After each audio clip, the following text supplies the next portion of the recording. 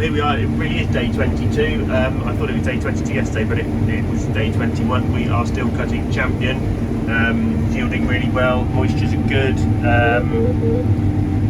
Only issue is it's very slightly, well, it's quite lodged in places,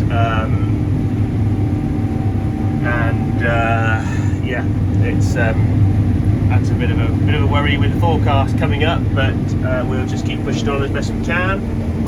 Variety Champion again, which was where we finished off last night. We'll just get the trailer. Tim's just back there as well, so lunchtime stint for me over, but always good to get on the combine, see how the crops are performing, checking for weeds, checking for fallen branches, fallen trees, things like that, looking at strategies for the field. This is going to come into winter barley next, so with the lodged bits we'll probably just run the carrier over the top of these fields and then roll them to try and get the wheat to germinate, try and clean that up out of the sample. Really nice shallow cultivation.